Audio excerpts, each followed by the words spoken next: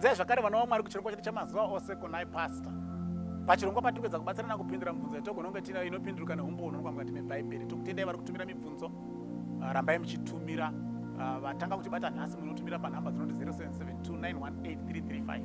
Kana kuti kana muri kuona paFacebook kana paYouTube munogona kukanda mucomment section tikazotarisa tinoadresa mibvunzo yenyu. Mubvunzo tiri kubvunza nhasi takambopindura some years, 1 or 2 years ago. Asi ndoda kudai kuti vamwe vanga vasitava kuziva chirongwa chino ichi. Uri kuti oko nai past tinoziva sei kuti ratinoti sabata nhasi ndiro chairo iwo makalenda akachinja. Okay. Now, ndisati ndaverenga bhaibheri ndakutanga nekuti pane 2 masources ari reliable to convince us either kuti tiri wrong kana kuti tiri right pazuva ratiri kuti ndo sabata. The 2 sources are, number 1, the Bible itself. Bible rinonyatsotiratidza kuti saka ndiro here sabata ratiri kuti sabata nhasi raichengetwa kare. The second source are the Jews themselves. MaJudha haana kubvira akambochinja tsika yavo right from onset, kubva vachigamuchidzwa, kubva vachitanga kudzidziswa zvesabata, vachimboenda kuEgypt kwemakore 430 vachiri kanganwa, vakudzokera kuKenani vakanzi futi remember nesabata. Okay? Iroro ravaichengetera nanhasi ndiro ravachiri kungochengeta, havasati vachinja.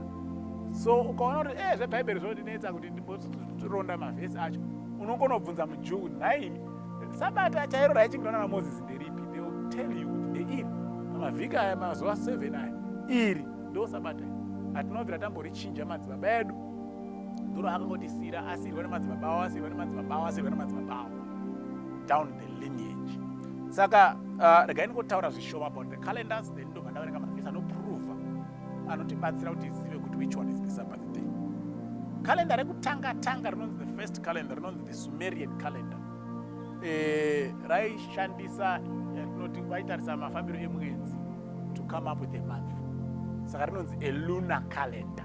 Tine type 2 mbiri dzemakalenda. We have a lunar calendar and a solar calendar.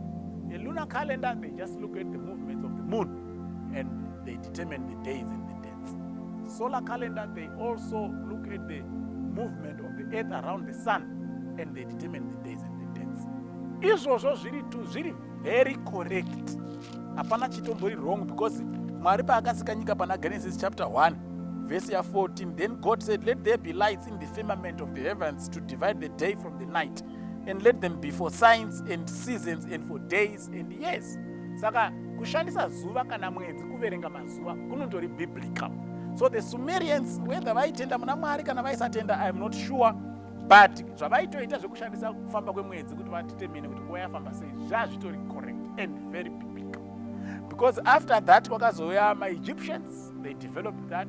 They were also using the lunar, the movement of the moon. The Babylonians, the Romans. Romans nanhasi ndo achine calendar atichiri kushandisa, but it has also been developed. Because kwakatanga the Julian Roman calendar naJulius Caesar, rikazotwa perfected nana Pope Gregory, okay, the 13th, okay, ratiri kushandisa nhasi rinonzi the Gregorian calendar. Zvese zviri kubva kuRome. But the Gregorian calendar is solar based. Vari kushandisa the rotation of the sun. Ndokusaka tichiti gore rapera, from January to December, rimwe gore rapera. Maluna aingoverenga mwedzi chete vachienda vachidaro. Masola anoverenga per year, because they notice the rotation of the earth around the sun. 365 and a quarter days, something like that. Even the lunar calendar dzacho kubva kuSumerian calendar harina one perfect figure, 29 or 30 days, you see. Saka hapana chiri wrong pazvose izvozvo. Vanhu vanoda kusounda so learned and complicated, vachikuzoti calendar ratinaro harisiro raiva mazuva ananhingi. Hapana chakambochinja. Even mazuva akanhingirirwa calendar na Gregory from the Julian calendar, achibvisa dzimwe mamwe madays because mwedzi wanga wapfuuridzisa, hazvina kuchinja the cycle of that week. Papapedzisira tomboti iri Tuesday, paakabvisa mazuva, the next day was a Wednesday. Saka hazvina zvazvakaafekta pakuverengwa kwemazuva kuti Monday, Sunday, Monday, Tuesday, Wednesday, Thursday, first day, hazvina zvazvakachinja.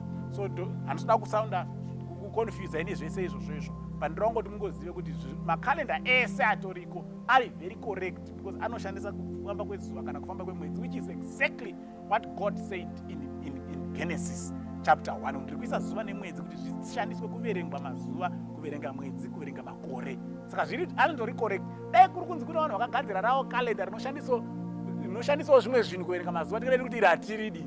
But atinawo acho ari kushandisa zuva nemwedzi, which is exactly what God had determined. Saka tinozoziva say from the Bible which one is the Sabbath day. Daungoverenga kuna Luke. Akuverenga kuna Luke chapter 23. Rikaitangire pavhesi ya50 what? Rikaitangire pavhesi ya50. Now behold, there was a man named Joseph, a council member, a good and just man. He had not consented to their decision and did. He was from Arimathea, a seat of the Jews, who himself was also waiting for the kingdom of God. This man went to Pilate and asked for the body of Jesus. Then he took it down, wrapped it in linen, and laid it in a tomb that was hewn out of the rock where no one had ever lain before. That day was preparation, and the Sabbath drew near. Inzwai, musi wakafa Jesu akaroverwa pamuchinjiko, akaburutswa pamuchinjiko, unonzi day of preparation day, and the Sabbath was drawing near. Kureva kuti musi wafa Jesu Kristu is the day before the Sabbath. Musi wafa Jesu Kristu unonzi preparation day because you will be preparing for the Sabbath. Kuna Exodus 16 vakanzi today munonhonga mana double portion, gochai zvamunoda kugocha, bikai zvamunoda kubika, zvinenge zvasara mozvichengetera mangwana Sabbath. Ndosaka ichinzi preparation day because you have to prepare for the Sabbath.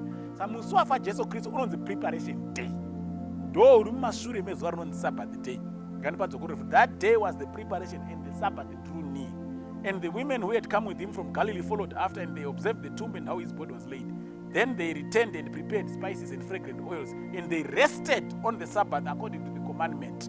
Now on the first day of the week, very early in the morning, they and other women went with them to the tomb, bringing the spices that they prepared. Vakaona Jesu amuka. Musi wafa Jesu Kristu akaroverwa akadzikiswa pamuchinjiko. Unonzi preparation day. It's a day before the Sabbath. The following day racho rinonzi Sabbath day. The following day rinonzi the first day of the week. Saka kana uri munhu ari kutsvaga chokwadi kwete kutsvaga nharo, kana uri kutsvaga chokwadi chienda unozvibvunzawo wega kuti Jesu akafa musi upi, akaswera ari muguva musi upi, akamuka musi upi. Hazvifaniri kunetsa kuti tizive kuti ndiro here Sabbath ratiri kuchengeta. Kudai tabatsirikana, Mwari atikomborere. Amen.